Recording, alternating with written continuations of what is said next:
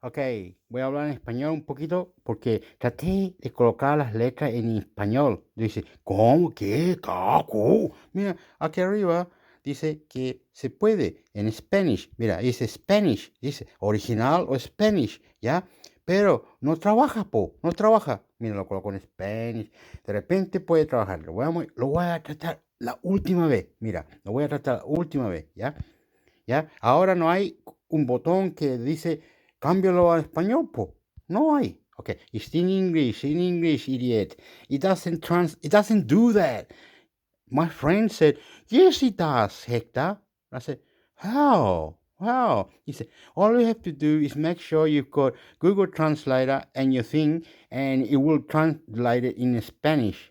I said, I tried 100. And my mind said, ring me, I'll tell you how to do it. And he did. And don't worry, it didn't work right. It didn't work, right? It's something that you can get all these words in Spanish, right? But it has to say the word translator like it did. Look over here. It says that. It says the translator. See now when you go into it, right? He doesn't. Okay, he doesn't. He does not. Okay, I'm sorry. To those who wanted it in Spanish, I know everyone wanted it in Spanish, but doesn't matter. I'll give it to you in English, and one day I'll talk to you about it in another website that it's doing it in Spanish, but not now. Okay, now we go. Well, I tried 100 times to put it in Spanish, but no, it didn't work, so don't worry. It's all good. How foundation models can advance in healthcare. The past year has seen What? a dazzling array of advancements. What are you doing? ¿Qué estás haciendo? ¿Estás loco como esto? What are you doing? ¿Qué estás haciendo? What are you doing? What has happened? What?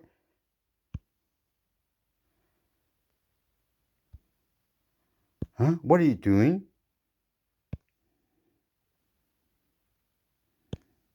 You want it in English now? What? What are you doing?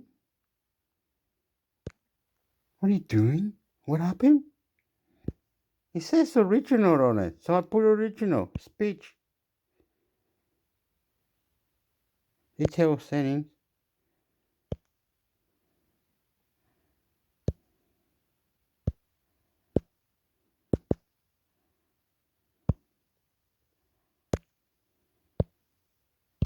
How foundation models can advance AI in healthcare. The past year has seen a dazzling array of advancements in the development of artificial intelligence AI for text, image, video, and other modalities. GPT-3 Bloom and Stable Diffusion. So if they're doing baby clone, so they're cloning babies now. Whatever they're doing in Europe, they're doing baby clones, or they're doing some in advance.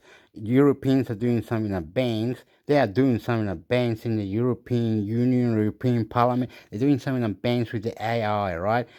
Cloning babies or making new babies in case we all die for accidentally.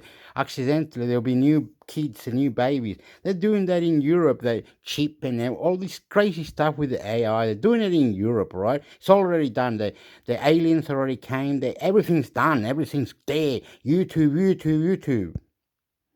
Diffusion have captured the public imagination with their ability to write poems, summarize articles, solve mass problems, and translate textual descriptions into images and even video. AI systems such as that can answer complex questions with surprising fluency. And performs as well as humans in diplomacy, the game which requires negotiating and strategizing with other players using natural language. These examples highlight the growing role of foundation models are models trained on massive, unlabeled data and highly adaptable to new applications in underpinning AI innovations. In fact, economists observe that the rise of foundation models is shifting AI into its industrial age by providing general-purpose technologies that drive long-term productivity and growth. However, in healthcare, transitioning from impressive tech demos to deployed AI has been challenging. Despite the promise of AI to improve clinical outcomes, reduce costs, and meaningfully improve patient lives, very few models are deployed. For example, of the roughly 593 models developed for predicting outcomes among COVID-19 patients, practically none are deployed for use in patient care. Deployment efforts are further hampered by the approach of creating and using models in healthcare by relying on custom data pools, ad hoc training sets, and manual maintenance and monitoring regimes in healthcare. In this post, we discuss the opportunities foundation models offer in terms of a better paradigm of doing AI in healthcare. First, we outline what foundation models are and their relevance to healthcare. Then we highlight what we believe are key opportunities provided by the next generation of medical foundation models, specifically AI adaptability with fewer manually labeled examples, modular, reusable, and robust AI making multimodality the new normal. New interfaces for human AI collaboration, easing the cost of developing, deploying, and maintaining AI in hospitals. What is a foundation model? Foundation model is a recent term, coined in 2021 Bibamesani et al., to identify a class of AI models that draw on classic ideas from deep learning with two key differences. 1. Learning from large amounts of unlabeled data. Prior deep learning approaches required learning from large, manually labeled datasets to reach high classification accuracy. For example, early deep learning models for skin cancer and diabetic retinopathy classification required almost 130,000 clinician-labeled images. Foundation models use advances in self-supervised learning in a process called pre-training, which involves a simple learning objective such as predicting the next word in a sentence or reconstructing patches of masked pixels in an image. While this simplicity enables training foundation models with billions of learnable parameters, it also requires large, unlabeled datasets and substantial computational resources. GPT-3, for instance, was trained using 45 TB of text. And Bloom took 1 million GPU hours to train using the Genes A supercomputer, the equivalent of over 100 years for one NVIDIA A100 GPU. 2.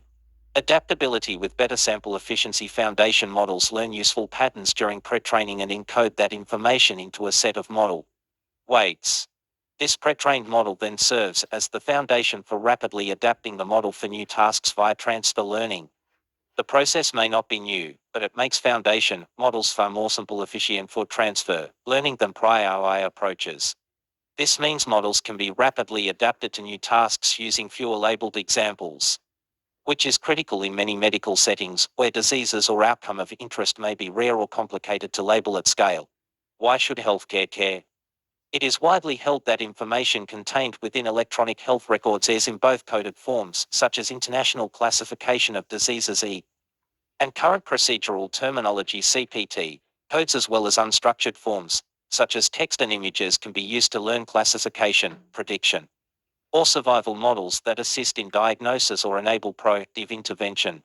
The promise is clear. However, despite good predictive performance, models trained on their data do not translate into clinical gain, the form of better care or lower cost, leading to a gap referred to as an AI chasm. There are also concerns that current models are not useful, reliable, or fair, and that these failures remain hidden until errors due to bias or denial of healthcare services incite public outcry. What's more, both segregation and management of models that guide care remain artisanal and costly. Learning models require custom data extracts that cost upward of $200,000, and end-to-end projects cost over $300,000. With each model and project incurring downstream maintenance expenses that are largely unknown and unaccounted for. Simply put, the total cost of ownership of models in healthcare is too high and likely rising due to new reporting guidelines, regulation, and practice recommendations for which adherence rates remain low. If we can reduce the time and energy spent on training models, we can then focus on creating model-guided care workflows and ensuring that models are useful, reliable, and fair, and informed by the clinical workflows in which they operate. What are the benefits of foundation models? Foundation models provide several advantages that can help narrow the AI chasm in healthcare. Adaptability with fewer labeled examples. In healthcare, a model is typically trained for a single purpose like sepsis prediction and distributed as install anywhere software. These models are trained to perform a classification or prediction task using a mix of biological inputs, such as laboratory test results, which are more stable across patient populations, and operational inputs such as care patterns, which are variable and tend to be hospital-specific. But models often have poor generalization, which in turn limits their use. Epic, a top air vendor, recently began retraining their sepsis model on a hospital's local data before deployment after the algorithm was widely criticized for poor performance. The need to train every model for the specific patient population and hospital where it will be used that creates cost, complexity, and personnel barriers to using AI. This is where foundation models can provide a mechanism for rapidly and inexpensively adapting models for local use. Rather than specializing in a single task, foundation models capture a wide breadth of knowledge from unlabeled data.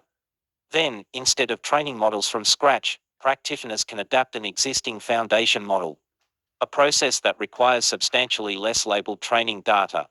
For example, the current generation of medical foundation models have reported reducing training data requirements by 10x when adapting to a new task. For clinical natural language extraction tasks, variations of large foundation models like GPT-3 can achieve strong performance using only a single training example. Modular, reusable, and robust AI. Andrij Karpathy's idea of Software 2.0 anticipated transitioning parts of software development away from writing and maintaining of code to using AI models. In this paradigm, practitioners codify desired behaviors by designing datasets and then training commodity AI models to replace critical layers of a software stack. We have seen the benefits of Software 2.0 in the form of model hubs from companies like Hugging Face, which have made sharing, documenting, and extending pre-trained models easier than ever. Since foundation models are expensive to train, but easily adaptable to new tasks, sharing models empowers a community of developers to build upon existing work and accelerate innovation. Using shared foundation models also allows the community to better assess those models' limitations, biases, and other flaws. We are already seeing this approach being explored in medical settings, with efforts in NLP such as Gatortronics, BERT, and doses. Medical foundation models also provide benefits beyond improved classification performance and sample efficiency. In our group's research using ZLMBR, a foundation model for structured air data, we found that adapted models demonstrate improved temporal robustness for tasks, such as ICU admissions, where performance decays less over time, making multimodality the new normal. Today's medical IO models often make use of a single input modality, such as medical images, clinical notes, or structured data like codes. However, health records are inherently multimodal, containing a mix of providers' notes, billing codes, laboratory data, images, vital signs, and increasingly genomic sequencing, wearables, and more. The multimodality of AIR is only going to grow. Having jumped 20-fold from 2008 to 2015. No modality and isolation provides a complete picture of a person's health state. Analyzing pixel features of medical images frequently requires consulting structured records to interpret findings. So why should AI models be limited to a single modality? Foundation models can combine multiple modalities during training. Many of the amazing SciFi abilities of models like Stable Diffusion are the product of learning from both language and images. The ability to present multiple modalities from medical data not only leads to better representations of patient state for use in downstream applications, but also opens up more paths for interacting with AI. Clinicians can query databases of medical imaging using natural language descriptions of abnormalities or use descriptions to generate synthetic medical images with counterfactual pathologies. New interfaces for human-AI collaboration. Current healthcare AI models typically generate output that is presented to clinicians, who have limited options to interrogate and refine a model's output. Foundation models present new opportunities for interacting with AI models, including natural language interfaces and the ability to engage in a dialogue. By building collections of natural language instructions, we can fine-tune models via instruction tuning to improve generalization. In medicine, we don't yet have a good mechanism to systematically collect the types of questions clinicians generate while interacting with AIs. However, adopting foundation models in medicine will put these types of human-AI collaborations front and center. Training on high-quality instruction datasets seems to be the secret force behind many of the surprising abilities of ChatGPT and smaller open language models. In fact, OpenAI has put out job listings for expert AI teachers who can help teach specialized domain knowledge to the next generation of GPT models. Easing the cost of developing, deploying, and maintaining AI in hospitals. The current paradigm of doing AI in healthcare, where developing, deploying, and maintaining a classifier or predictive model for a single clinical task can cost upward of $200,000, is unsustainable. Commercial solutions also fall short, because vendors typically charge health systems, either on a per model or per prediction basis. It is clear that we need a better paradigm where instead of a one model, one data pool, one project per use case mindset, we focus on creating models that are cheaper to build, have reusable parts, can handle multiple data types, and are resilient to changes in the underlying data. Analogous to how the healthcare sector has focused on standardizing patient-level data access via SR and other ERPs, making foundation models available via an API to support the development of subsequent models for specific tasks can significantly alter the cost structure of training models in healthcare. Specifically, we need a way to amortize and hence reduce the cost of prototyping, validating, and deploying a model for any given task, such as identifying patients with diagnosed peripheral artery disease, across many other tasks in order to make such development viable. Foundation models, shared widely via APIs, have the potential to provide that ability as well as the flexibility to examine image and behaviors that have driven innovation in other domains. By lowering the time and energy required to train models, we can focus on ensuring that their use leads to fair allocation of resources worse, the potential to meaningfully improve clinical care and efficiency and create a new, supercharged framework for AI in healthcare. Adopting the use of foundation models is a promising path to that end vision. This is part of a healthcare AI series. Read more about how do we ensure that healthcare AI is useful? Does every model need to be explainable? Do healthcare models need to be generalizable? What should healthcare executives know before they implement an AI tool? Are medical AI tools delivering on what they promise? Does de-identification of medical records protect our privacy? How do we make sure healthcare algorithms are fair? Stanford Hayes' mission is to advance AI research, education, policy and practice to improve the human condition. Learn more.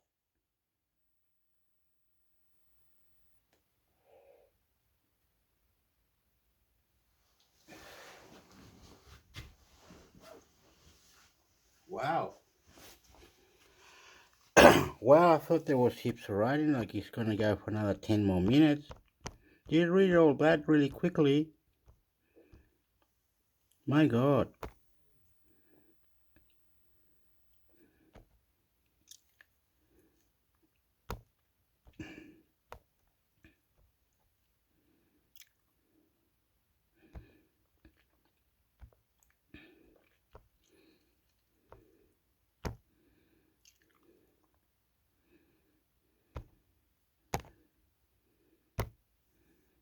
Ensuring the fairness of algorithms that predict patient disease risk.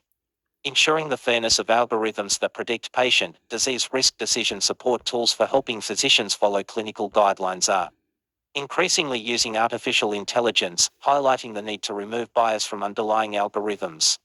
To treat or not to treat is the question continually faced by clinicians. To help with their decision making, some turn to disease risk prediction models. These models forecast which patients are more or less likely to develop disease and thus could benefit from treatment, based on demographic factors and medical data. With the growth of these tools across the medical field and especially in this area of clinical guidance, researchers at Stanford and elsewhere are grappling with how to ensure the fairness of the model's underlying algorithms.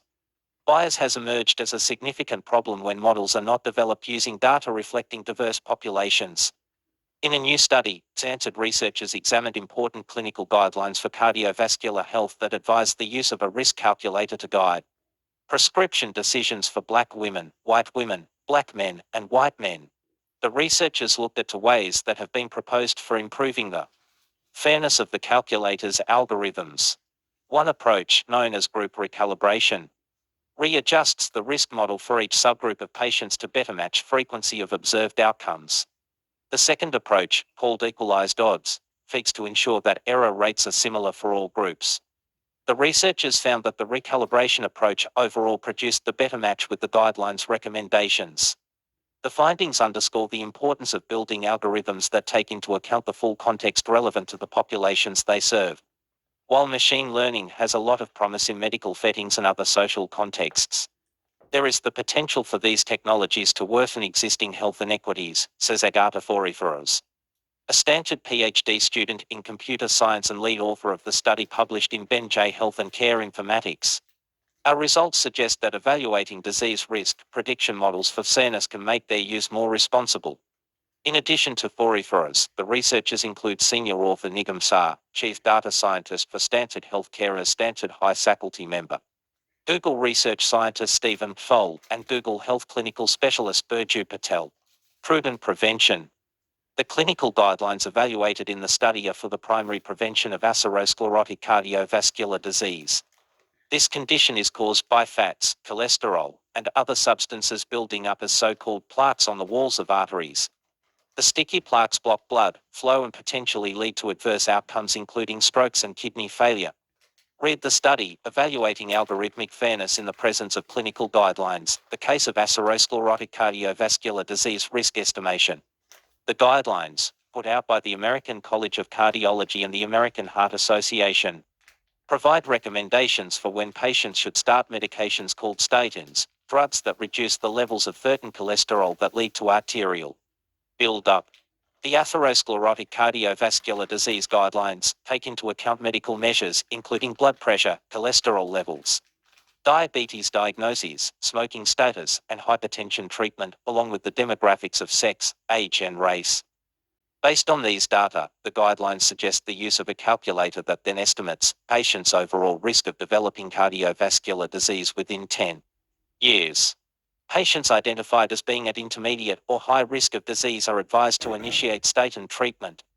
For patients who are instead at borderline or low risk of disease, statin therapy could be unnecessary or unwanted given potential medication side effects.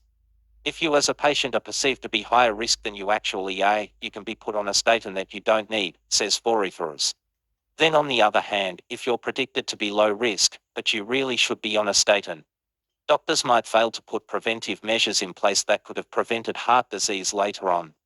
Clinical practice guidelines are increasingly recommending physicians use clinical risk predictions models for various conditions and patient populations. The proliferation of medical decision support calculators, for instance on phones and other electronics used in clinical settings, means such apps are often right at hand. Clinicians are likely to encounter and use more and more of these algorithm-based decision support tools. So it's important that designers try to ensure the tools are as fair and accurate as possible, says Foriferas. Resigning risk assessment. For their study, Foriferas and colleagues used a cohort of more than 25,000 patients aged 40 to 79 collected across several large datasets. The researchers compared the patient's actual incidence of atherosclerosis with the predictions made by risk models. As part of these experiments, the researchers built models using the two approaches of group recalibration and equalized odds and then compared the estimates. The models calculators generated with those generated by a simple model calculator with no fairness adjustment. Recalibrating separately for each of the four subgroups involved running the model for a subset of each subgroup and obtaining a risk score of the actual percentage of patients who develop disease, and then adjusting the underlying model for the broader subgroup. This approach did successfully boost the model's desired compatibility with the guidelines for those patients at low levels of risk.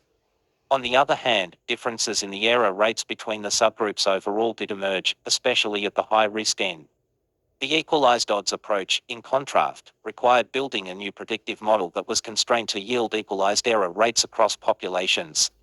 In practice, this approach achieves similar false positive and false negative rates across populations.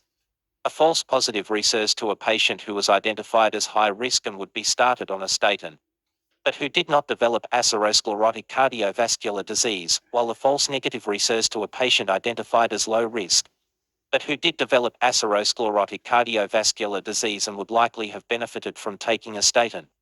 Going with this equalized odds approach ultimately skewed the decision threshold levels for the various subgroups.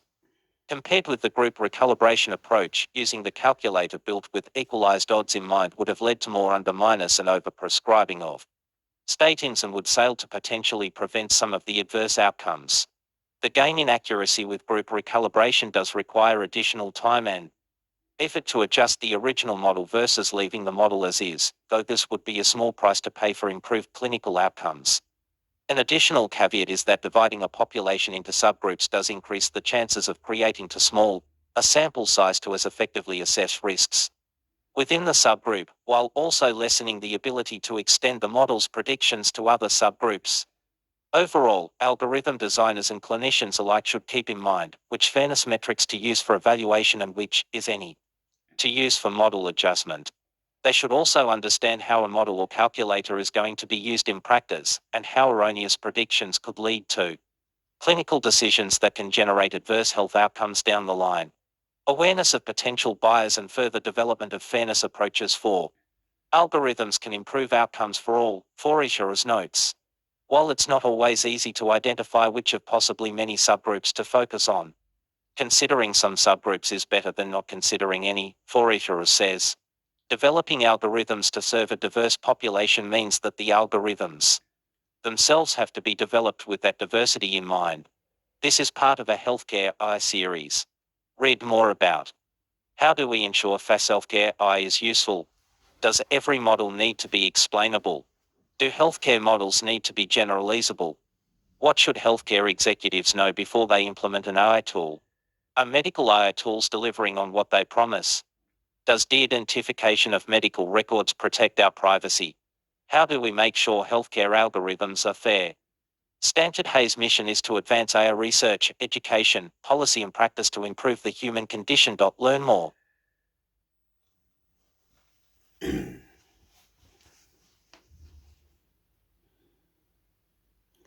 go all the way back out, out, out, out. Of course, meant to go.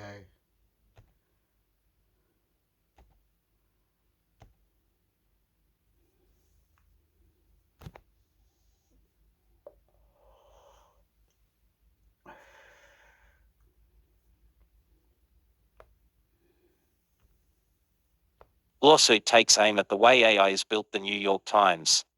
Lawsuit takes aim at the way AI is built. A programmer is suing Microsoft, GitHub and OpenAI over artificial intelligence technology that generates its own computer code. Send any friend a story as a subscriber. You have 10 gift articles to give each month. Anyone can read what you share. Cade Metz, based in San Francisco, writes about artificial intelligence and other emerging technologies. In late June, Microsoft released a new kind of artificial intelligence technology that could generate its own computer code. Called Copilot, the tool was designed to speed the work of professional programmers. As they typed away on their laptops, it would suggest ready-made blocks of computer code they could instantly add to their own. Many programmers loved the new tool or were at least intrigued by it. But Matthew Butterick, a programmer, designer, writer and lawyer in Los Angeles, was not one of them. This month, he and a team of other lawyers filed a lawsuit that is seeking class action status against Microsoft and the other high-profile companies that designed and deployed Copilot. Like many cutting-edge AI technologies, Copilot developed its skills by analyzing vast amounts of data. In this case, it relied on billions of lines of computer code posted to the internet. Mr. Butterick, 52, equates this process to piracy because the system does not acknowledge its debt to existing work. His lawsuit claims that Microsoft and its collaborators violated the legal rights of millions of programmers who spent years writing the original code. The suit is believed to be the first legal attack on a design technique called AI training, which is a way of building artificial intelligence that is poised to remake the tech industry. In recent years, many artists, writers, pundits and privacy activists have complained that companies are training their AI systems using data that does not belong to them. The lawsuit has echoes in the last few decades of the technology industry. In the 1990s and into the 2000s, Microsoft fought the rise of open source software, seeing it as an existential threat to the future of the company's business. As the importance of open source grew, Microsoft embraced it and even acquired GitHub, a home to open source programmers and a place where they built and stored their code. Nearly every new generation of technology, even online search engines, has faced similar legal challenges. Often, there is no statute or case law that covers it, said Bradley J. Holbert, an intellectual property lawyer who specializes in this increasingly important area of the law. The suit is part of a groundswell of concern over artificial intelligence. Artists, writers, composers and other creative types increasingly worry that companies and researchers are using their work to create new technology without their consent and without providing compensation. Companies train a wide variety of systems in this way, including art generators, speech recognition systems like Siri and Alexa, and even driverless cars. Copilot is based on technology built by OpenAI, an artificial intelligence lab in San Francisco backed by $1 billion in funding from Microsoft. OpenAI is at the forefront of the increasingly widespread effort to train artificial intelligence technologies using digital data. After Microsoft and GitHub released Copilot, GitHub's chief executive, Nat Friedman, tweeted that using existing code to train the system was fair use of the material under copyright law, an argument often used by companies and researchers who built these systems. But no court case has yet tested this argument. The ambitions of Microsoft and OpenAI go way beyond GitHub and Copilot, Mr. Butterick said in an interview. They want to train on any data anywhere, for free, without consent, forever. In 2020, OpenAI unveiled a system called GPT-3. Researchers trained the system using enormous amounts of digital text, including thousands of books, Wikipedia articles, chat logs, and other data posted to the internet. By pinpointing patterns in all that text, this system learned to predict the next word in a sequence. When someone typed a few words into this large language model, it could complete the sort with entire paragraphs of text. In this way, the system could write its own Twitter posts, speeches, poems, and news articles. Much to the surprise of the researchers who built the system, it could even write computer programs. Having apparently learned from an untold number of programs posted to the internet. So OpenAI went a step further, training a new system codex on a new collection of data stocked specifically with code. At least some of this code, the lab later said in a research paper, detailing the technology came from GitHub, a popular programming service owned and operated by Microsoft. This new system became the underlying technology for Copilot, which Microsoft distributed to programmers through GitHub. After being tested with a relatively small number of programmers for about a year, Copilot rolled out to all coders on GitHub in July. For now, the code that Copilot produces is simple and might be useful to a larger project but must be massaged, augmented, and vetted, many programmers who have used the technology said. Some programmers find it useful only if they are learning to code or trying to master a new language. Still, Mr. Butterick worried that Copilot would end up destroying the global community of programmers who have built the code at the heart of most modern technologies. Days after the system's release, he published a blog post titled, "This Copilot is stupid and wants to kill me." Mr. Butterick identifies as an open source programmer, part of the community of programmers who openly share their code with the world. Over the past 30 years, open source software has helped drive the rise of most of the technologies that consumers use each day, including web browsers, smartphones, and mobile apps. Though open source software is designed to be shared freely among coders and companies, this sharing is governed by licenses designed to ensure that it is used in ways to benefit the wider community of programmers. Mr. Butterick believes that Copilot has violated these licenses and, as it continues to improve, will make open source coders obsolete. After publicly complaining about the issue for several months, he filed his suit with a handful of other lawyers. The suit is still in the earliest stages and has not yet been granted class action status by the court. To the surprise of many legal experts, Mr. Butterick's suit does not accuse Microsoft, GitHub, and OpenAI of copyright infringement. His suit takes a different tack, arguing that the companies have violated GitHub's terms of service and privacy policies, while also running afoul of a federal law that requires companies to display copyright information when they make use of material. Mr. Butterick and another lawyer behind the suit, Joe Favre, said the suit could eventually tackle the copyright issue.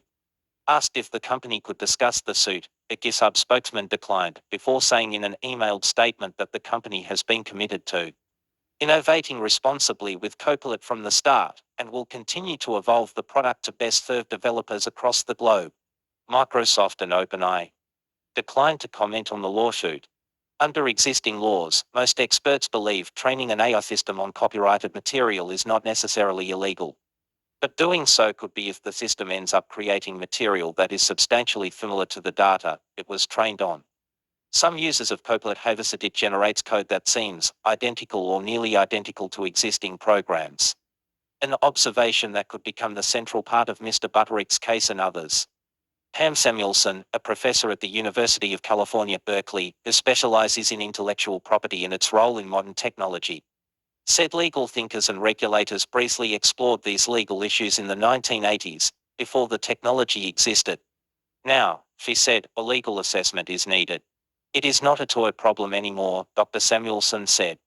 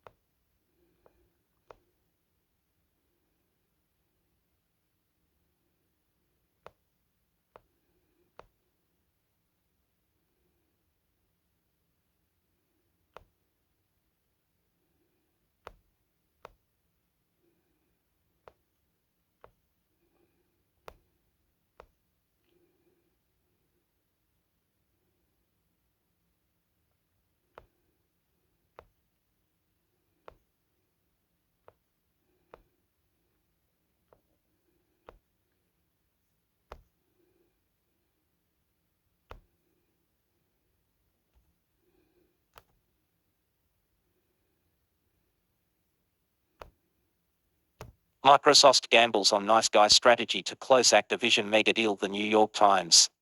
Microsoft gambles on nice guy strategy to close Activision mega deal. Federal regulators have vowed to block the $69 billion acquisition.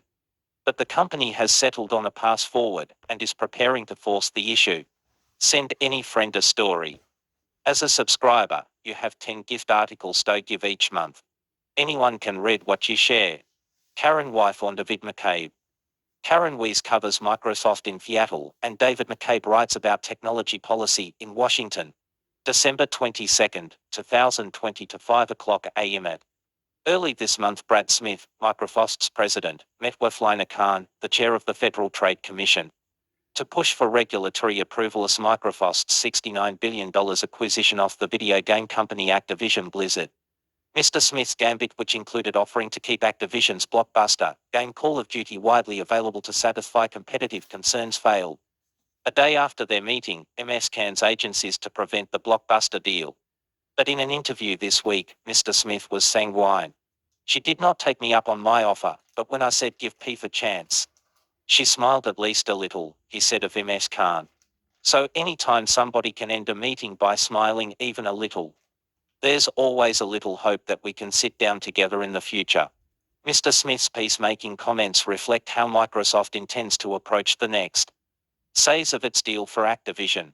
Far from giving up on the acquisition, he said, the company intends to gamble that its knife guy strategy could still work.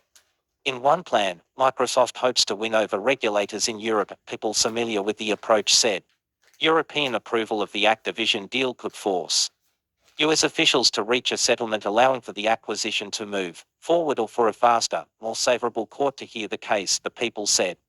Microsoft expects to file its response to the FTC lawsuit on Thursday, company officials said.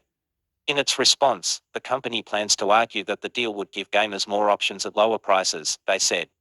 The FTC has said the deal should be stopped because it would harm consumers. It said Microsoft, which makes Xbox console, could use Call of Duty and other popular Activision titles to lure gamers from rivals, especially Sony, which makes the PlayStation console. Microsoft's seemingly conciliatory approach is part of a nearly complete cultural transformation by the company since the 1990s, when it was known as the Evil Empire because of its strong-arm tactics to block out competitors. But under Satya Nadella, who became chief executive in 2014, and Mr. Smith, who is also Microsoft's top lawyer, the company has bent over backward in recent years to show it has grown up. Pushing the Activision deal through has implications for more than just Microsoft. The FTC lawsuit is a landmark in a new era of government scrutiny of the biggest tech companies. MS Khan has staked an aggressive trust-busting agenda on the case, which legal experts said might be difficult to win. If Microsoft cannot get the deal approved, other tech behemoths will be less likely to be able to force a mega deal through. They will cite it, said Fit Parak, a portfolio manager at Becker Capital, which invests in Microsoft. It's a bit more above and beyond this deal. It's also a statement to the FTC, with Microsoft fitting on more than $100 billion to spend, he added. They don't want to back down now and then have every acquisition shot down. The acquisition of Activision must close by mid-July or Microsoft must pay as much as $3 billion in a breakup fee. Many hurdles remain, including approval from other global regulators, notably in Britain and in the European Union. If Microsoft can reach a formal settlement with them, it would leave the FTC at a critical juncture. The FTC sued Microsoft in administrative court, which does not have the power to stop the deal from closing while the case is pending. If other regulators approved the deal, the FTC would need to decide whether to file an injunction against the acquisition in federal court to stop it. The injunction process could move quickly, potentially handing Microsoft a swift legal victory. There is no sensible, legitimate reason for our transaction to be prevented from closing, the chief executive of Activision, Bobby Kotick. In a statement on Wednesday, we believe we will prevail on the merits of the case. The FTC declined to comment on Microsoft's strategy or Mr. Smith's conversation with MS Khan. Holly Vedova, the director of the FTC's Bureau of Competition, said the agency is always willing to consider proposals from companies looking to settle antitrust concerns. Microsoft is trying to strike a balance between, on the one hand, seeming open to a settlement and, on the other, preparing to destroy the FTC's case in court. It has hired Bess Wilkinson, who prosecuted the 1995 Oklahoma City bombing case before becoming one of America's premier corporate litigators, to argue on its behalf before the FTC in house court.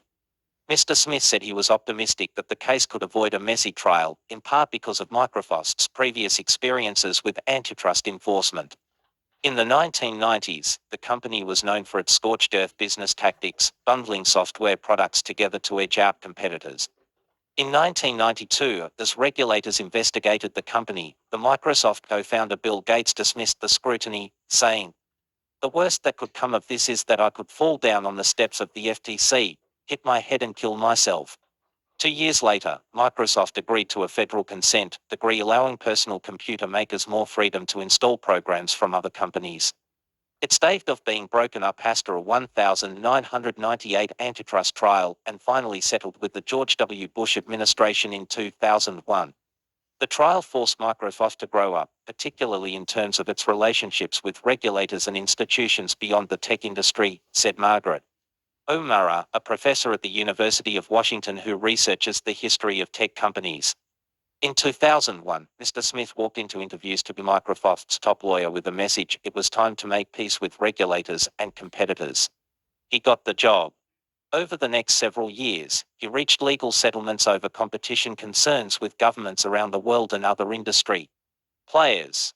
It was not always smooth sailing.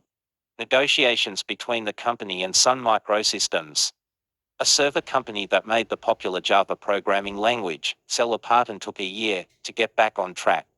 In 2004, Steve Ballmer, Microsoft's chief executive at the time, was on a plane to Brussels to announce a deal with the European Commission when Mr. Smith got news that the Commission instead was going to sue Microsoft for pre-installing applications in its Windows operating system. It took 5 years to secure a deal. Since Mr. Nadler took over, Microsoft has embraced an even more open stance. His first acquisition was the studio that makes Minecraft, a game in which children learn and socialize in an expansive virtual world. He also spent $7.50 billion to buy GitHub, a software platform that supports open source code. Microsoft is now the world's second most valuable public company, largely driven by its strong cloud computing offerings. The enterprise business at the heart of its growth generally attracts less government attention than social media or other consumer-facing ventures. Globally, Mr. Smith has presented Microsoft as a friendly giant willing to work with skeptical lawmakers. He has proposed middle ground rules on contentious issues like app stores and supported bipartisan interests, like the expansion of broadband. Mr. Smith maintains powerful relationships in Washington, a bundler for President Biden's campaign.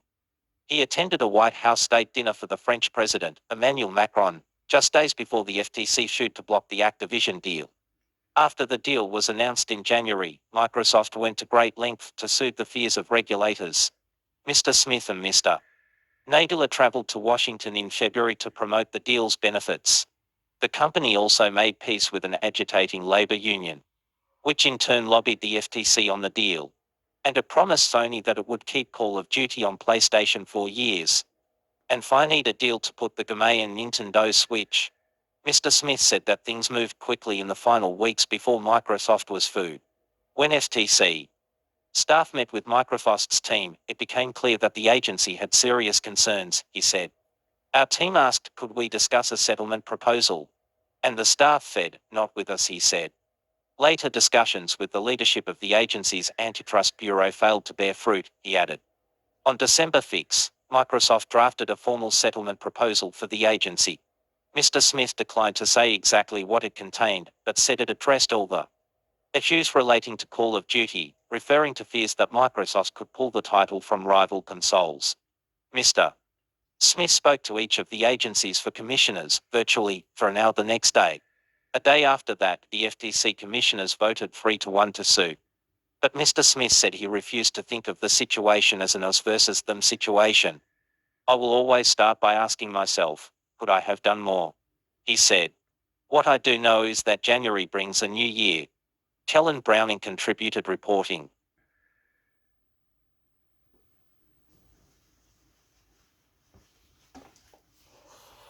Are we on time? Okay. It's not doing it what I want anyway, but email. It wants me to go to email.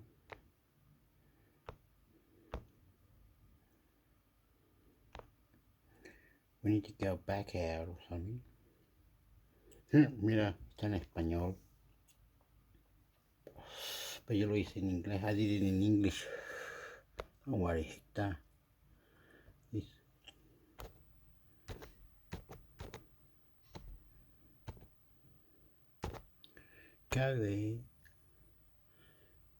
Cogí.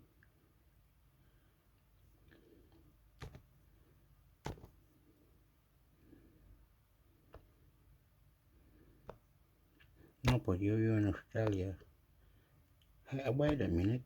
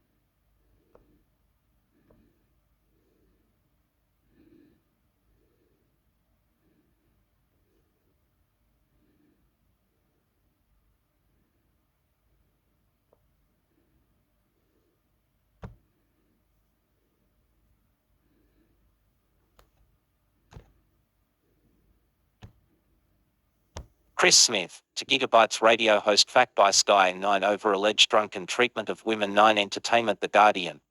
Broadcaster Chris Smith has been fact by Sky News Australia as well as 9 Entertainment after alleged drunken treatment of women at a Sydney venue after a Sky News Christmas party. Hours after 9 factor to Gigabytes broadcaster, the Sky News chief executive, Paul Whitaker, followed suit, saying Smith's contract had been terminated due to allegations of serious misconduct. Following an investigation into allegations of serious misconduct, we have today advised Chris Smith that his contract with Sky News Australia has been terminated as a result of inappropriate behaviour, that is in breach of his contract and company policy, Whitaker said. It is the second time Smith has been terminated by 9 for inappropriate behaviour with female colleagues. 24 years ago Smith was sacked as chief of staff of a current affair after exposing himself to female colleagues in the 9 boardroom after a farewell lunch. The recent incident involved inappropriate behaviour towards Sky colleagues at the establishment, an upmarket bar in the Sydney CBD. After the Sky party at the Ivy, Nine's managing director of radio, Tom Malone, said Chris's behaviour represents a serious breach of his contract and is not aligned with the values of 2 Gigabytes. Sign up for Guardian Australia's free morning and afternoon email newsletters for your daily news roundup.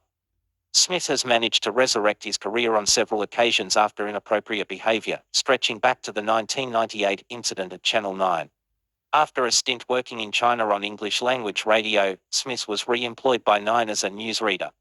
But in 2009 he was stood down from his role on Gigabytes after allegedly groping a female colleague at a Christmas party. 9's decision to terminate Smith on Tuesday came after his Gigabytes colleague Ray Hadley said he should not return to the station's airwaves. What happened at the Christmas party last weekend is not wokeness, Hadley told listeners. He was sacked in 2009 for his performance at a Christmas party. I don't think he should ever return to our network. Hadley's sentiments echoed those of Sky News presenters Andrew Bolt and Rita Panahi, who said on their programs on Monday night that he should not return. Bolt told viewers Smith allegedly got drunk and groped a woman and propositioned several others. The News Corp columnist and broadcaster said he's done it before, long before we gave him another chance, and I am stunned he does drink at parties.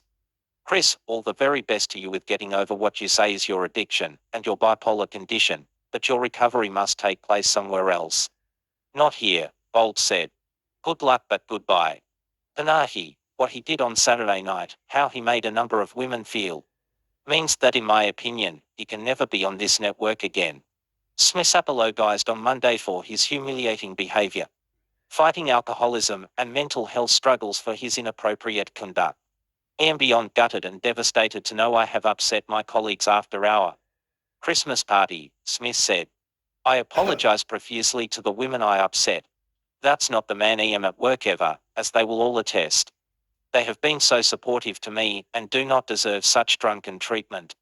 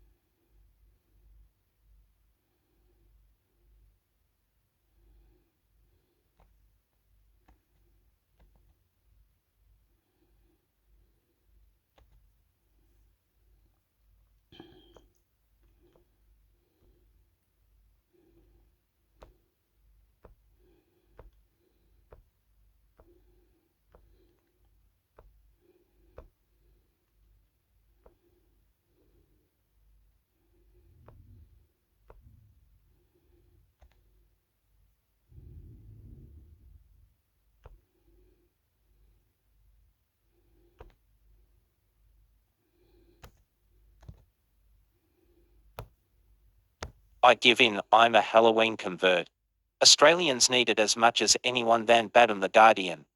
Witches' hats are in the shops, my friend is making graveyard cakes, the local party invitations have arrived.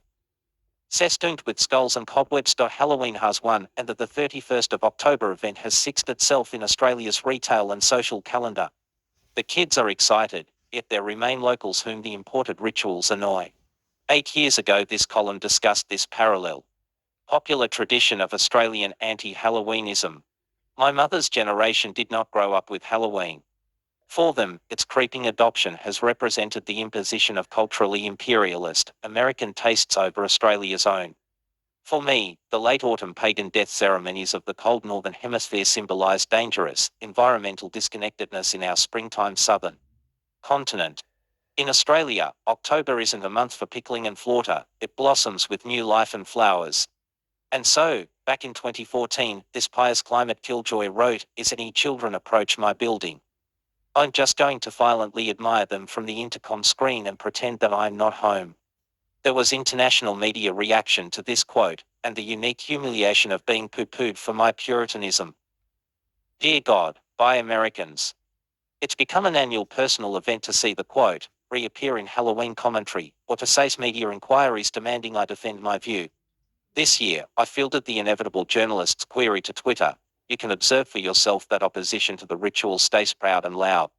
My environmentalist concerns around the carbon costs of first in first out pumpkins and a seasonal festival out of season also persist. But a lot has happened to transform all of us in the past 8 years. Growing numbers of Australian friends and neighbours have taught themselves the art of icing spooky biscuits, cobwebbing doorways and doing pumpkin carvy things to carbon responsible supplies of local fruit. Communities are organising their local trick-or-treat routes, ambitiously over-decorated Halloween party planning is in full sway, and I am now a happy apostate to the Australian anti-Halloweenist cause, cheerfully recanting my opposition and joining the burgeoning pro-Halloween front. In recent years, I've ensured we have lollies flash candy, flash sweets at home, for when the neighbours' children make their yearly pilgrimage to our house in their fabulous outfits. This year I've invested so much time on the delicate construction of a zero-waste, found object costume for a very looked forward to Halloween party, my mother passing the masking tape and watching on. I'd show you the hat. but I don't want to destroy the surprise. What caused the conversion? Firstly, the Washington Post's Max Fisher helpfully reframed Australian Halloween as an anti-imperialist exercise. His research revealed that the same Great Britain who'd exported their Halloween ritual to its American and Canadian colonies chose to drop it before it spread to their Australian and New Zealander ones in the later, deliberate dullness of the Victorian period. Affirming the Sun America defiantly maintained against the British thus becomes a cultural appeals to the oppressive old colonial overlords and a festive embrace of Republican spirit. Arguably, look, it's enough, so I'm going with it. Secondly, 2022 Van looks with some envy on 2014 Van and her privileged smorgasbord of distractions from ongoing existential fear. In the last 8 years, the cumulative terror of Trumpism, the pandemic, the war in Ukraine, nuclear saber rattling and omnidirectional climate disasters, has been overwhelming and unavoidable. The point of Halloween is the acknowledgement that life is fragile and danger is everywhere. Its traditions providing both cultural reminder and shared permission to change out of our regular clothes and laugh at our inescapable mortality. Yes, Halloween is an imported custom, but so is the traditionally deep winter festival of Yule/Christmas. Unexcised from the Australian calendar by the otherwise sun-free Victorians, repetition, practice and the passage of time has allowed modern, multicultural Australia to adapt its events, family to family, into summertime traditions of powerful, meaningful local significance. There's no zealot like a convert. I encourage all Australians to give Halloween the same chance. Bring your critiques to it, your local tastes, your adaptations, because adult realization that one can sustain simultaneous love and criticism for the same thing is a liberation. I'll laugh aloud and dance on Halloween this year. However my party costume turns out, I'll be joyously unrecognizable from the scared and scary creature, clad in false piety, who once sat in a silent house, waiting for the founts of happy children to pass her by.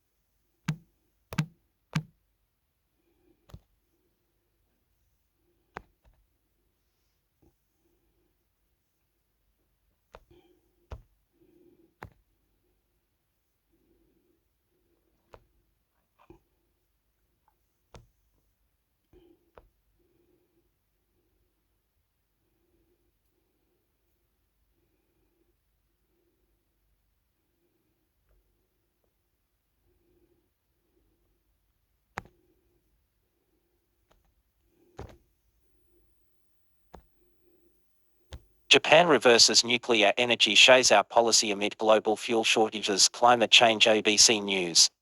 Japan has adopted a new policy promoting greater use of nuclear energy to ensure a stable power supply amid global fuel shortages and to reduce carbon emissions, in a major reversal of its phase-out plan following the Fukushima crisis. Key points. Japan plans to maximize its existing nuclear reactors by restarting as many as possible. The policy reversal argues that nuclear power provides stable output and serves an important role.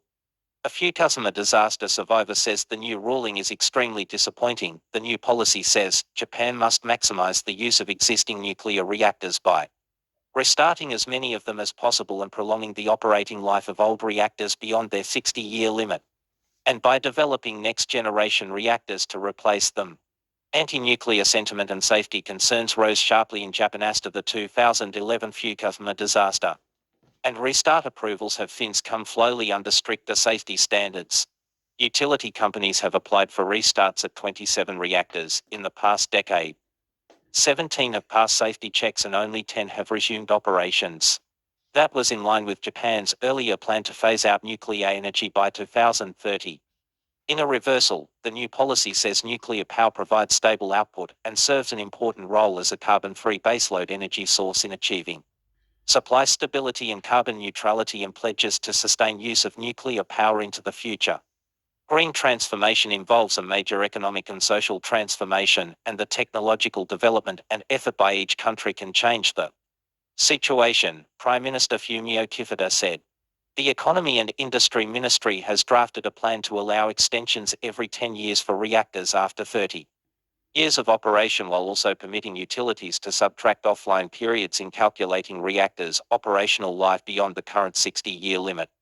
The plan was approved on Wednesday by the Nuclear Regulation Authority, Japan's nuclear watchdog, paving the way for the policy to be adopted.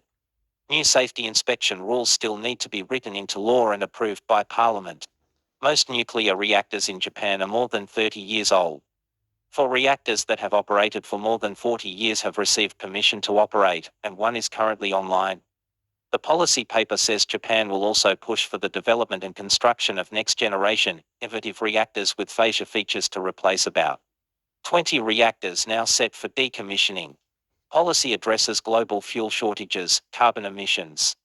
Thursday's adoption of the new policy comes less than 4 months after Mr. Kifida launched the GX Green Transformation Implementation Council of outside experts and ministers to consider all options to compile a new policy that addresses global fuel shortages amid Russia's war on Ukraine and seeks to achieve carbon neutrality by 2050. The Council also adopted plans to make renewables Japan's main energy source and further promote hydrogen and ammonia as well as offshore wind power and other forms of energy to promote decarbonization, supply resilience and economic security. The Regulation Authority's Commissioner, Shinichi Yamanaka, told a news conference, the new safety rules requiring operational permits every decade as to 30 years will be fascia than a current one-time 20-year extension, option for 40-year-old reactors. Teiko Kikoa, an economics professor at the International University of Japan and an expert on energy, said utility operators under the new policy could keep using old equipment instead of investing in new technology or renewables. He also said prolonging the operational life of old reactors is unsafe. Naturally, we should aim for newer technology and use it safely. Therefore, extending reactors' lifespans is an undesirable move, Mr. Kikoa recently told a talk show. The new policy does not help address imminent supply shortages, because reactors cannot be restarted as quickly as the government hopes due to operators' delayed safety upgrades and other obstacles including local consent, experts say. Nuclear energy accounts for less than 7% of Japan's energy supply, and achieving the government's goal of raising its share to 20 to 22% by fiscal 2030 will require about 27 reactors. From the current 10 target some say is not achievable. Experts say developing next-generation reactors involves huge costs and uncertain prospects. The Fukushima disaster is not over yet. Kenichi Ofuma, a Raikoku University professor of environmental economy and energy policy, said some of what the government calls innovative reactors are not so different from existing technology and that prospects for nuclear fusion and other next-generation reactors are largely uncertain and not achievable anytime soon.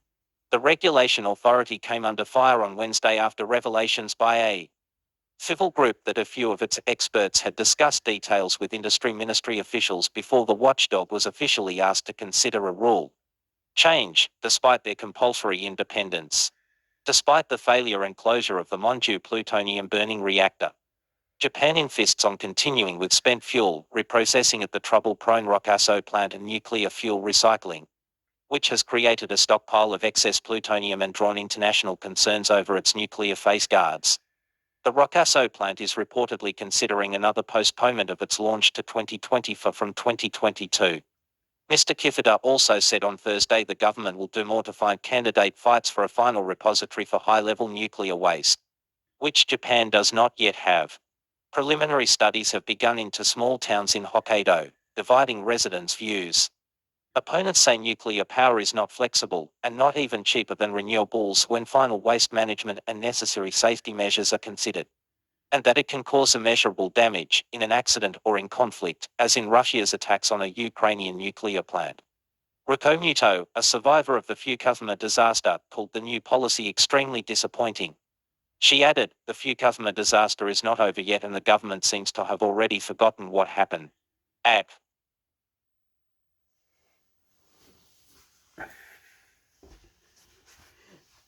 That sounds silly that Japan can do that. But didn't they blow up the reactor and kill heaps of fish out of the ocean? What the fuck's wrong with Japan anyway? Fuck.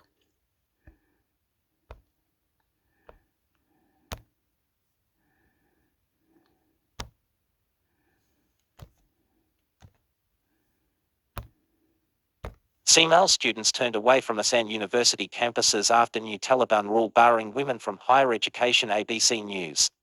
Female university students in Afghanistan have been turned away from campuses after the Taliban-run administration said women would be suspended from tertiary education. Key points: new Taliban ruling blocks female students entering university campuses. Security forces also stop women writing exams or going about administrative tasks. The UN's mission in Afghanistan calls on administration to revoke the decision. The decision to bar women was announced on Tuesday evening in a letter to universities from the Higher Education Ministry, drawing condemnation from foreign governments and the United Nations. We went to university, the Taliban were at the gate and told us, "You are not allowed to enter the university until further notice." Everyone was crying, said Shaista, a business studies student at a private university in Kabul. Students and Reuters witnesses said that the presence of security forces outside universities was higher than usual and female students were told to leave by Taliban, even if they were going to complete administrative tasks. The bar on women students is likely to complicate the Taliban administration's efforts to gain international recognition and to get rid of sanctions that are severely hampering the economy. The UN's mission in Afghanistan asked the Taliban-run administration to immediately revoke the decision. It also urged the authorities to reopen girls' schools beyond the fixed grade and end all measures preventing women and girls from participating fully in daily public life.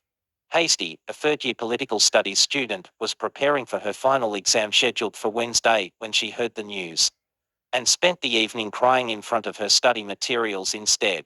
"I have done my best to study, it is very hard for me. Because right now I have to stop my studying and my goals are not achievable. If the situation continues like this for women, it means women and girls are being buried alive," she said. West considers possible sanctions against Taliban.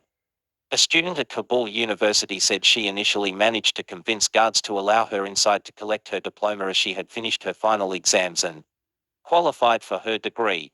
But while inside, security forces entered and told all women to leave, including those in the middle of exams, meaning she left empty-handed.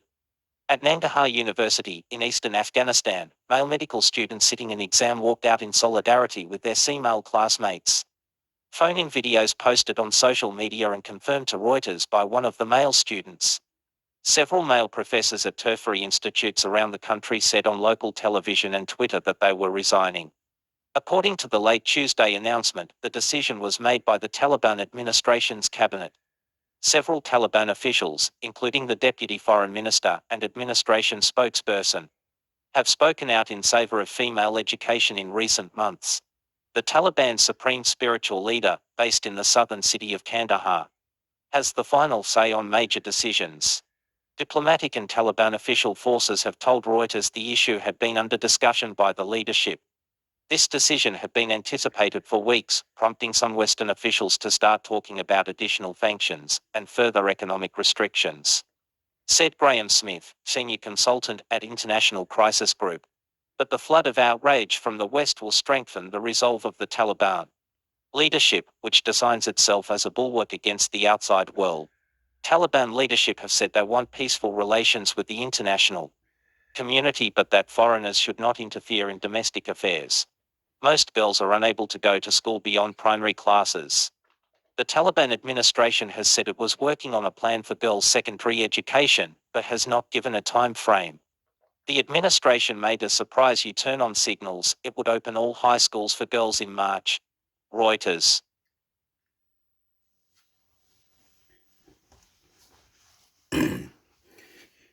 Why do they treat the women like that? Is that normal? Do they treat the women like that in Taliban or in Afghanistan? Anyway, it's their country, their religion. I can't do nothing about it. Something about the women.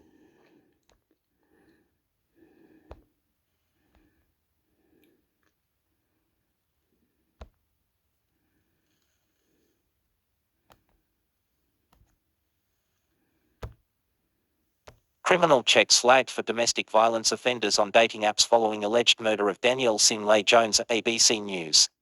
Australia's ethnicity watchdog is calling on dating applications to step up their game on safety, as the NSW government flags a crackdown on misuse of the platforms. Key points: police are investigating whether the Sydney woman met Ashley Gaddy online. NSW government flags a revamp of online safety laws following the alleged murder. Dating apps currently undertake working with children checks. The safety of dating apps is under scrutiny following the alleged murder of Danielle Simlay Jones. Ashley Gaddy was charged with her murder on Wednesday.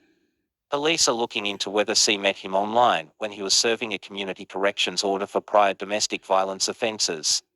The NSW government has flagged a revamp of online safety laws to scrutinise anyone using dating apps. It will likely call on the federal government to join the push, arguing it's a national issue. I think the industry experts need to get together, and they need to speak to other experts in the field, such as the Assacity Commissioner, and come up with some recommendations, Minister for Women Bronnie Taylor said. Assacity Commissioner Julie Inman Grant, while acknowledging some positive steps, said dating platforms have more work to do to ensure their platforms are safe. That includes responding to reports about online harassment and image-based abuse more quickly, and taking proactive steps to prevent users who have been removed for predatory online behavior from reappearing on their sites with new accounts and aliases, she said. Assacity has been speaking with dating platforms since 2019 to push for stronger safeguards in apps. Online platforms have proved tricky to regulate in the past, but Relationships Australia CEO Elizabeth Ford dismissed suggestions that reform would be too difficult. We do have parallels with the working with children check that was able to be implemented. There's absolutely no reason why dating app company owners couldn't do the same. There is a social responsibility for companies to look at the unintended consequences of their commercial behavior, and I think we've got some really serious consequences that need to be taken into account. Dating companies. Yeah, dating. That's funny. Funny things. Um,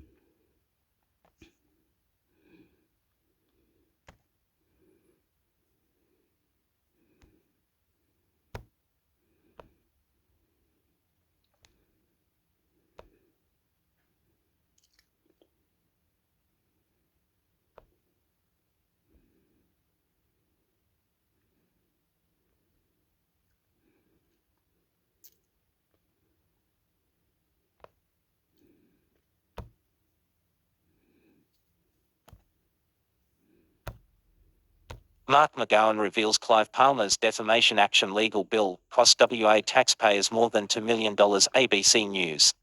Premier Mark McGowan has revealed the defamation case brought against him by businessman Clive Palmer has cost the state more than $2 million. Key points. Mark McGowan says he did not start the legal fight with Clive Palmer. The action stemmed from a series of press conferences in 2020. During one, Mr. McGowan called Mr. Palmer an enemy of the state. Mr. Palmer commenced the case after comments the Premier made at a series of press conferences. In 2020, in the early days of the pandemic, before Mr. McGowan counterclaimed, saying the action was to protect the state's interests. Both were found to have defamed each other, with Mr. Palmer awarded $5,000 and Mr. McGowan awarded $20,000 in damages. In addition, Mr. Palmer has paid $425,700 in costs after not agreeing to a settlement put forward by lawyers for Mr. McGowan. But WA taxpayers will still be left footing a legal bill worth $2,021,665, something the Premier said he was not happy about. That figure may come down because the state is entitled to further costs subject to some further negotiation with Mr. Palmer. But that is the net cost at this point in time, he said. Obviously, that's a significant amount of money. I didn't want this or seek this or start the proceedings, but the state and myself could not give in to Mr. Palmer in relation to these matters. Claim and counterclaim. The Queensland mining magnate had told the federal court Mr. McGowan calling him an enemy of the state over his legal challenge to was hard border policy brought him into hatred, ridicule and contempt. The Premier's counterclaim centred around comments Mr. Palmer made in relation to a $30 billion damages claim one of his companies brought against the state, which the WA Parliament passed legislation to head off. Mr. McGowan would not say whether he took personal responsibility for the comments, pointing to the circumstances in which he made them. The Premier described the period as the most heated time of my life, with the state defending its hard border in the High Court at the same time as Introducing the legislation to end Mr. Palmer's $30 billion claim, he said both would have had extremely dire consequences for Western Australia, in which people actually die in large numbers and the state is then liable for many, many, many billions of dollars. We were in a major conflict over the borders. I had not only him, Mr. Palmer, trying to bring the border down. I also had the Commonwealth government join him, Mr. McGowan said. I had the Prime Minister ringing me about it. So I had him on my back, I had Clive Palmer suing us, I had the arbitration proceedings for $30 billion, dealing with all of that at once. And then, consequent to both of those things, Mr. Palmer decided to issue a writ against me because he can, because he's got billions of dollars. Appropriate for taxpayers to foot bill, Premier, but Mr. McGowan said he would do exactly the same again in relation to the legislation to protect against the $30 billion claim and measures taken to save lives by closing borders. The whole thing, everything here, is regrettable, he said. But what I don't regret is saving West Australian lives and saving the state $30 billion. It was appropriate for taxpayers to foot the bill, Mr. McGowan said, because otherwise politicians could be booed from office. I only own a house in Rockingham. He has many billions of dollars, he said. And if people like him can sue people like me from office, it means people of ordinary backgrounds and ordinary means can never come into these offices. Still, Mr. McGowan acknowledged it was a frustrating outcome. I didn't want it, I didn't seek it, I didn't commence it, I didn't ask for it. It was just something that he did, Mr. McGowan said. We then cross-claimed against Mr. Palmer on the basis of some legal advice in relation to some of the things that he said about myself. I would never have commenced any legal action in relation to those matters. Legal battle's still not over. Mr. McGowan said in addition to the defamation action, Mr. Palmer had brought 13 legal actions against the state, its ministers or officers. To remain ongoing with WIA entitled to legal costs in 10, although all but one are still being negotiated. The one that has been resolved for Mr. Palmer pay the state $103,437 after bringing an action for contempt against Mr. McGowan and the state's Attorney General, John Quigley, in the High Court. I don't expect this will stop, Mr. McGowan said. This is the sort of thing that Mr. Palmer does multiple legal actions and he's got endless amounts of money to do it. Call for detailed costs to be released. Shadow Attorney General Nick Gorin said the news was the worst of Christmas presents. It is understandable that so many West Offies already battling with the increased cost of living this Christmas will be outraged that they have to pay this entirely avoidable legal bill belonging to the Premier, he said in a statement. Let's not forget that this was the case in which the Premier's friend and Attorney General was found to have been unreliable, confused and confusing. In fact, his performance in court was so bad that he asked to redo his evidence. Mr. Gorin said the Premier should release itemised legal costs for the case. Posted 10 hours ago, 22nd November 2022 at 4:11.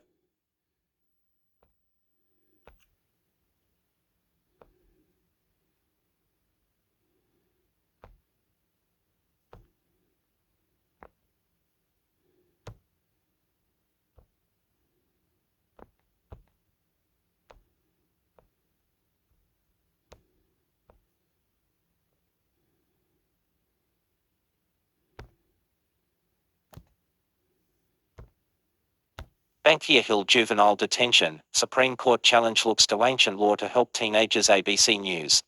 Pondering centuries-old legal principles is hardly a new concept for Supreme Court judges, but tomorrow is shaping to be a little different. Lawyers from Western Australia's Aboriginal Legal Service are preparing to ask Justice Paul Tuttle to consider a legal principle that traces its roots all the way back to before even the Magna Carta's creation in England in 1215.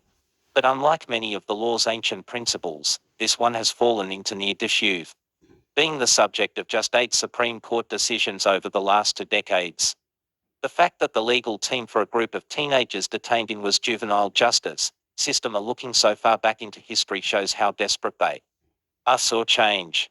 They want some kind of resolution by Christmas, as they prepare to argue the state government has continued to break its own laws by keeping detainees in unlawful conditions, including spending just 10 or 15 minutes outside their cell some days. What is habeas corpus? Habeas corpus has been described as one of the greatest and oldest remedies a court can grant. It formed as a part of English law centuries ago, over time stretching into a broad concept covering everything from bail applications to matters concerning the mentally ill. In Latin, it translates to something along the lines of "you shall have the body," in reference to the fact that the prisoner is brought into the courtroom for the judge to hear from directly.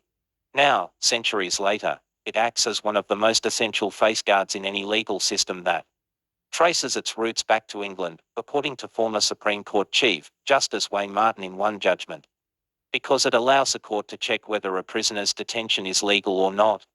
Usually, if it's granted, it results in someone being released from prison entirely. The last time that happened in WA was in 2014, when Michael Dennis John Tullow, who had been sentenced to 15 years in prison for a drug-related offence, was released after the court found his sentence had been incorrectly calculated. Hope for Christmas change. But this time, if they use the principle, lawyers for the teens won't be asking for them to be released from prison. Instead, they are asking for them to be released from what they say is unlawful detention within the prison system. That comes back to an August case in the same court, where Justice Title ruled the state government was breaking its own laws by keeping detainees in what amounted to solitary confinement. The All says those conditions have continued in spite of the court's ruling. Documents filed in the case so the Alls will argue one of the detainees spent as little as 10 minutes outside his cell at Banksia Hill on one day, in early November. They say he was not let out at all on December 4, after being transferred to Unit 18 at an isolated part of the adult Kazarina prison. That's despite the government insisting conditions at Banksia Hill had improved in recent months, even if Unit 18 was still struggling with staffing issues. More details will be laid out at Friday's special hearing, with the court convening so close to Christmas in recognition of the urgency of the matter. We're really worried about the kids' mental health, and we're really worried about their physical health too. Being locked in their cells, one of the Alls lawyers, Alice Barter, said earlier this month. Things often get worse over Christmas and January, especially as the weather heats up, and we would really like the kids to be lawfully confined for Christmas. Corrective Services Minister Bill Johnston declined to comment on the case, saying it would be inappropriate to do so while it was before the courts.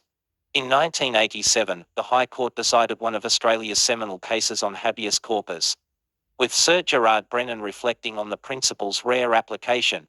Many of our fundamental freedoms are guaranteed by ancient principles of the common law, by ancient statutes, which are so much part of the accepted constitutional framework that their terms, is not their very existence, may be overlooked until a case arises, which evokes their contemporary and undiminished force. He started his judgment. Decades later, lawyers for the young people held in detention will be hoping the law's force truly has remained undiminished, and that there will be some change in their circumstances before Christmas.